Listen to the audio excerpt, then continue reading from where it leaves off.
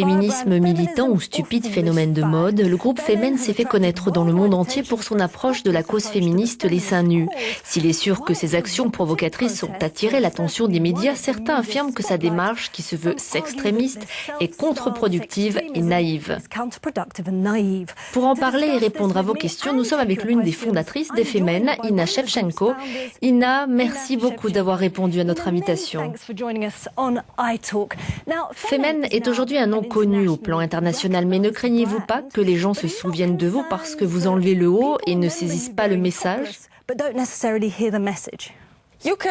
Vous pouvez regarder notre poitrine aussi longtemps que vous le voulez.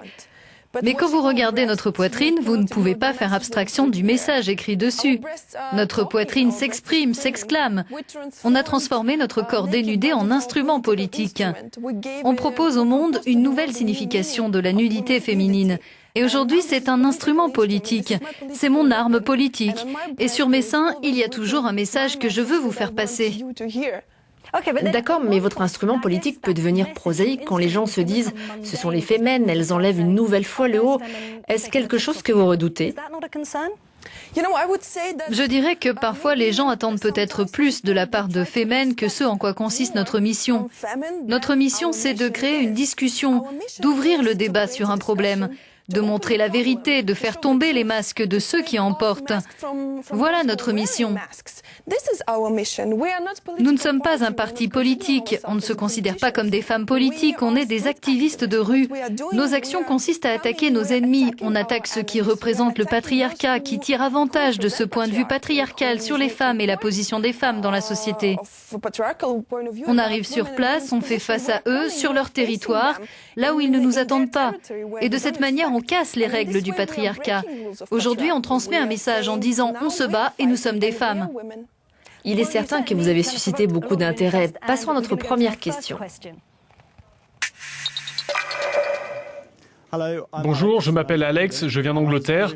Pourquoi le féminisme et les traditions religieuses ne peuvent-ils pas aller de pair? Rejetez-vous toutes les religions? Oui, le féminisme s'arrête là où commence la religion. On est vraiment un mouvement athéiste, un mouvement anti-religieux. Mais je ne veux pas que les gens comprennent ces mots de travers et se disent que nous sommes contre la foi. Je ne m'en préoccupe pas, ça m'est égal combien de fois les gens prient dans la journée. Mais ça me concerne quand ils disent comment je dois vivre ma vie. 3 militantes des Femen ont été mises en prison en Tunisie. Je ne veux pas excuser leur emprisonnement, mais ne pensez-vous pas que vous devriez adapter votre message à la culture du pays où vous voulez vous faire entendre? Je pense que tout le monde devrait comprendre que l'action des Femen n'a rien à voir avec les cultures différentes d'un pays à l'autre. Ce n'est pas du tout ça. On parle des droits humains universels. Ce que nous faisons, c'est que nous disons au monde entier que les droits humains ne sont pas différents pour les femmes arabes, qu'il n'y en a pas certains pour les femmes européennes et d'autres pour les américaines, par exemple. Nos actions visent à propager cet universalisme. Nous disons que nous avons le droit d'avoir le contrôle de notre propre corps, partout, dans n'importe quelle culture, et cela n'a rien à voir avec les différences culturelles. Mais certaines veulent avoir le contrôle de leur corps de manière différente. Il y a quelque temps, vous avez dit plutôt nu qu'en burqa. Certaines femmes choisissent de porter une burqa. Respectez-vous leur choix? Je dirais que nous n'avons pas pour but d'inciter toutes les femmes à enlever leur haut. Ce que nous disons, c'est que nous interrogeons le monde sur la possibilité pour nous, en tant que femmes, d'avoir le droit de le faire si c'est ce que nous voulons et d'avoir le choix. Et comment le monde nous répond-il? On nous met en prison, on nous arrête, on nous kidnappe. Concernant votre question sur la burqa, je l'accepterai. Nous l'accepterons toujours lorsque les femmes ont choisi de la porter. Mais jusqu'à aujourd'hui, dans le monde, des femmes sont obligées de se couvrir. Par exemple en Iran, en Afghanistan, en raison de traditions familiales. Et tant qu'elles y seront obligées, nous dirons que ce n'est pas ça la religion. Parce qu'ils essayent de couvrir les femmes, ils essayent de les cacher, ils essayent... Celles qui ont le choix, vous dites OK. Donc vous respectez le choix des femmes de porter la burqa, même à l'époque actuelle. Oui, absolument. Toute la question est de savoir si elles ont eu le choix. OK, écoutons une nouvelle question. Bonjour, je m'appelle Yasmina, je suis belge et j'ai une question pour vous. Les femmes de Femen qui apparaissent dans les médias sont souvent blondes, minces et au physique très avantageux. Je voulais savoir s'il y a des critères particuliers pour faire partie de Femen et véhiculer son message de liberté. C'est une question qui revient souvent. Est-ce un critère? Les Femen doivent-elles être jolies et jeunes? Je pense que vous ne trouverez aucune ex-Femen ou Femen actuelle qui pourrait vous dire « oui, j'ai passé un casting » ou quelque chose comme ça. Cela n'a rien à voir avec l'apparence, tout est une question de préparation physique et morale. Les Femen acceptent tout le monde, n'importe quelle femme peut devenir une Femen. Vous devez suivre un entraînement, un très bon entraînement au point de vue physique et moral, et avant de mener l'une de nos actions, on doit s'entraîner. Mais cela n'a rien à voir avec la couleur de vos cheveux ou, excusez-moi, avec la largeur de votre cul. Quels sont vos membres les plus âgés? Parce que vous savez, certaines personnes pourraient se sentir très éloignées de votre groupe. Notre membre la plus âgée a 64 ans, elle est ukrainienne et elle participe aux actions seins nus. Ok, beaucoup de féministes estiment que votre message est très exclusif et anti-féministe. Le féminisme que prône Femen n'exclut pas d'autres formes de féminisme. On ne dit pas que notre stratégie est la seule qui soit efficace. Mais pour nous, c'est la bonne, en tout cas pour celles qui mènent ces actions et qui se font appeler Femen. Mais pourquoi en sommes-nous arrivés à cette conclusion?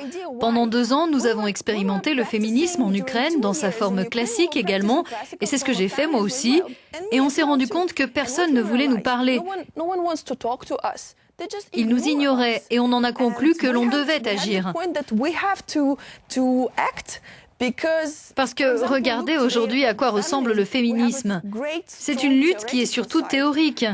Qu'en est-il du combat dans la rue, du combat concret? Et on essaie d'apporter ça au féminisme. C'est ça la place de Femen dans le féminisme. Mais notre groupe n'exclut pas ces autres formes. Une nouvelle question à présent. Je m'appelle Lucie, je suis originaire d'Irlande. J'aimerais savoir pourquoi les attaques envers les Femen sont devenues plus fréquentes ces derniers temps. Les Femen ont été davantage attaquées ces derniers temps? Je dirais qu'à chaque fois qu'on atteint un nouvel ennemi des femmes, et de manière générale de la libération des femmes, on subit davantage d'attaques. Et par exemple, ce matin, c'est un SMS qui m'a réveillée et où on me menaçait de mort. Je me suis dit, eh bien, une belle journée commence. Vous avez peur? Je ne crois pas que ce soit une question intéressante. Oublions ça. Vraiment? Vous n'êtes pas inquiète pour votre propre sécurité? Vous savez, tout ce que vous faites dépend de vos propres choix. Et la peur, c'est également un choix. Vous êtes un groupe courageux, mais vous vous êtes retrouvés dans des situations qui font plutôt peur, par exemple au Bélarus. Pouvez-vous nous en parler? Oui, c'est vrai. Pour la première fois dans l'histoire des Femen, pendant l'une de nos actions, on a failli être tués. Ça s'est passé fin 2011 au Bélarus. 2 militantes et moi ont participé à une manifestation contre la dictature au Bélarus et contre Loukachenko. Et après la manifestation, on a été kidnappés. Et pendant 24 heures, on est resté aux mains de véritables tueurs. Ils nous ont emmenés dans une forêt, ils nous ont torturés, ils m'ont coupé les cheveux, ils nous ont aspergé d'essence et ils avaient fait du feu autour de nous.